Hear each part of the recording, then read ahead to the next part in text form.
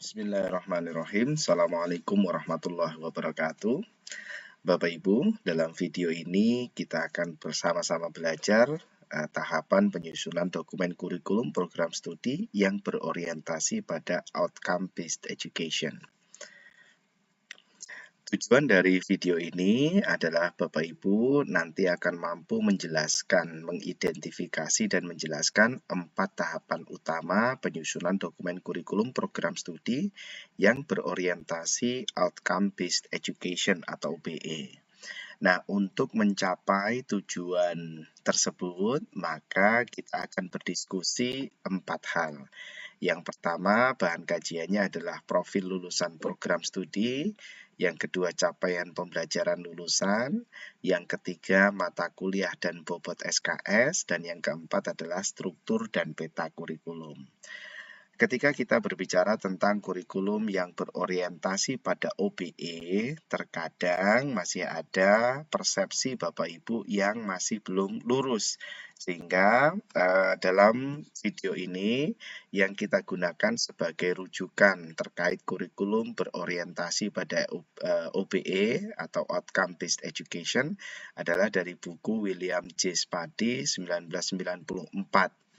Di mana Spady menjelaskan bahwa outcome-based education means clearly focusing and organizing everything in an education system around what is essential for all students to be able to do successfully at the end of their learning experience. Jadi outcome-based education adalah sebuah sistem pendidikan yang memfokuskan dan mengorganisasikan semua dalam proses pendidikan itu terkait berfokus pada apa yang penting bagi mahasiswa untuk dapat dilakukan secara berhasil atau successfully pada akhir proses pembelajaran mereka. Sehingga tujuan utama dari outcome-based education itu adalah apa yang mampu dilakukan oleh peserta didik atau mahasiswa di akhir proses pembelajarannya mereka. Sehingga kurang lebih ini berbasis pada kompetensi, sikap, pengetahuan dan keterampilan apa yang harus mampu dikuasai oleh siswa, mahasiswa, dan peserta didik di akhir proses pendidikan mereka. Selain itu, materi yang akan kita diskusikan juga berdasarkan pada panduan penyusunan kurikulum pendidikan tinggi tahun 2024. Sementara panduan ini adalah panduan yang terbaru berdasarkan Permen nomor 53 tahun 2023. Walaupun sekarang sudah keluar Permen Dikti-Saintek nomor 39 tahun 2025, namun isinya tidak banyak yang berubah sehingga kita gunakan panduan di tahun 2024 ini. Nah, Bapak Ibu, sebenarnya langkah menyusun kurikulum itu simple dan hanya ada 4 langkah utama dalam penyusunan dokumen kurikulum. Yang pertama, ketika kita menyusun kurikulum yang berorientasi pada OBE atau Outcome Based Education adalah menetapkan profil lulusan. Profil lulusan ini penting dan harus ditetapkan pertama karena dia yang akan menjadi tujuan kemana kita akan membawa peserta didik dan mahasiswa kita untuk mencapai peran yang bisa dilakukan setelah lulus. Profil lulusan ini menjadi tujuan akhir yang ingin dicapai setelah mahasiswa peserta didik kita mengikuti proses pembelajaran di program studi. Nah, profil lulusan untuk program studi di pendidikan tinggi itu biasanya ditetapkan dengan mempertimbangkan analisis kebutuhan pasar, apa peran yang masih dibutuhkan oleh masyarakat, oleh pengguna, dan kajian keilmuan IPTEK atau visi keilmuan. Terkait dengan analisis pasar bisa dilakukan melalui evaluasi kurikulum ketercapaian CPL. Kalau Bapak Ibu sudah punya kurikulum sebelumnya, kita evaluasi apakah kurikulum sebelumnya sudah tercapai CPL-nya. Kemudian masukan dari asosiasi, pengguna lulusan, dan stakeholders yang ini menjadi tugas dari tim pengembang kurikulum program studi. Terkait dengan visi keilmuan, maka profil lulusan juga mempertimbangkan visi, misi, tujuan, dan strategi, serta university value. Dan kita juga mempertimbangkan berbagai landasan desain kurikulum. Biasanya profil lulusan itu juga mempertimbangkan rekomendasi dari konsorsium bidang studi. Kalau kita sudah menetapkan profil lulusan sebagai tujuan akhir yang akan dicapai oleh alumni atau mahasiswa kita, langkah selanjutnya adalah menentukan apa penciri jika tujuan akhir itu sudah tercapai. Terkait dengan kurikulum berorientasi pada OBE ada 3, yaitu sikap, pengetahuan, dan keterampilan secara kesatuan utuh yang harus dimiliki oleh alumni kita. Nah, ibaratnya Bapak Ibu, pengembangan kurikulum itu seperti orang yang merencanakan perjalanan untuk studi banding atau studi tour. Profil lulusan itu ditetapkan pertama karena dia menjadi tujuan yang ingin dicapai dari studi banding atau studi tour itu. Selanjutnya, kalau kita sudah menetapkan profil lulusan, maka yang kita susun adalah capaian pembelajaran lulusan yang merupakan penciri dari profil lulusan tersebut. Misal untuk program studi kependidikan, biasanya profil lulusannya itu paling tidak ada sebagai seorang pendidik, ada sebagai praktisi, ada sebagai wirausahawan.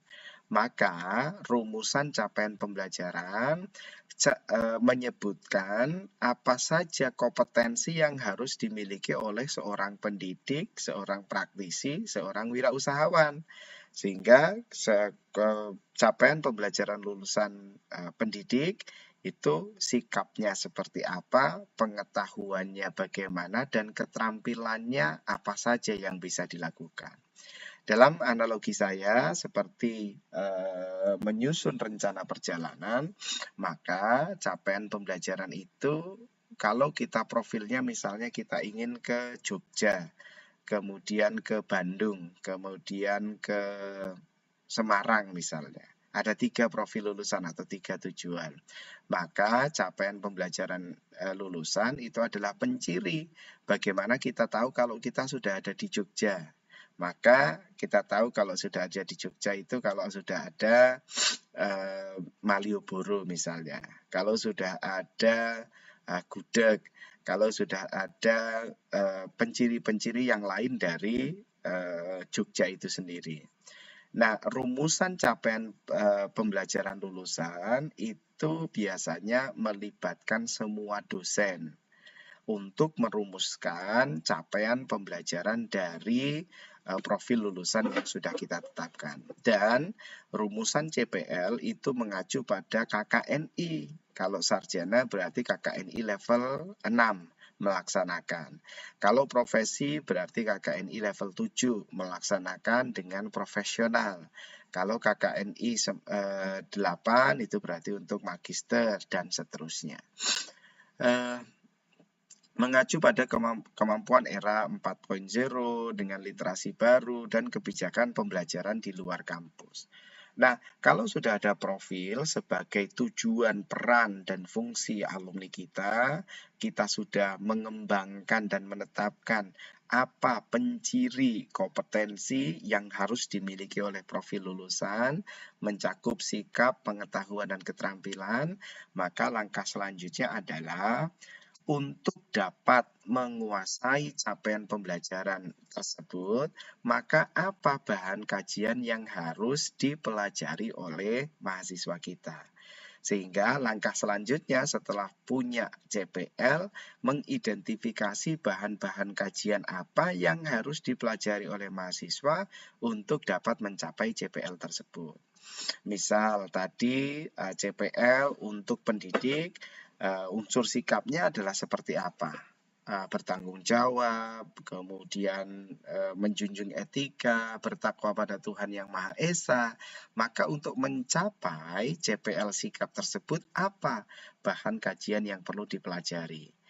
untuk mencapai kompetensi atau keterampilan berbahasa Inggris. Kalau di level S1 bahasa Inggris misalnya mencapai level B2 CEFR, maka untuk dapat mencapai ke sana apa saja bahan kajian yang perlu dipelajari oleh mahasiswa kita.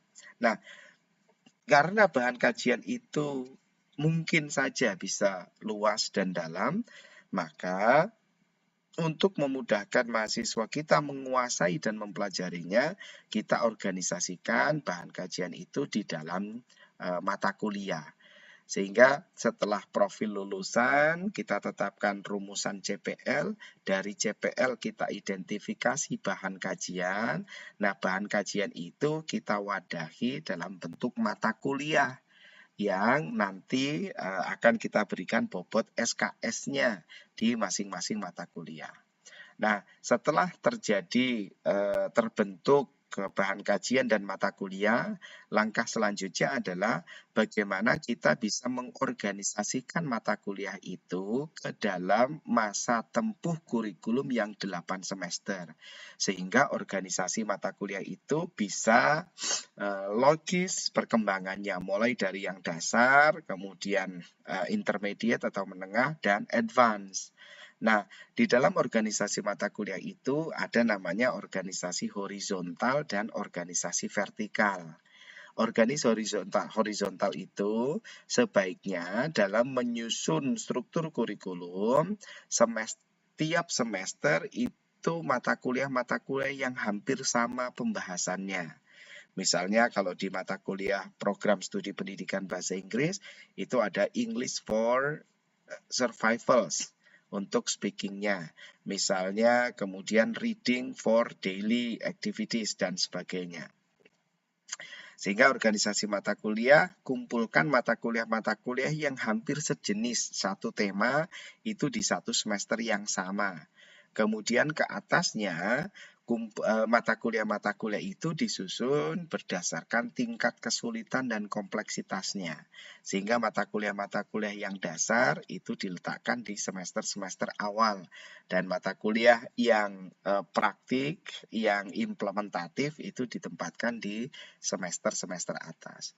Nah, terkait dengan organisasi mata kuliah, saya menyarankan 4 mata kuliah nasional Bahasa Indonesia, Pancasila, Kewarganegaraan, Pendidikan Agama itu diletakkan agak semester ke atas sehingga semester-semester awal itu fokus pada kompetensi inti program studi.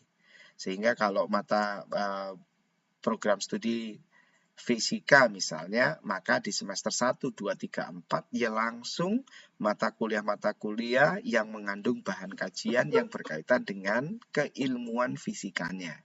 Kalau mahasiswa di program studi pendidikan bahasa Indonesia misalnya, maka semester 1, 2, 3, 4 fokus pada mata kuliah yang terkait dengan kompetensi pendidikan bahasa Indonesia dan kependidikannya.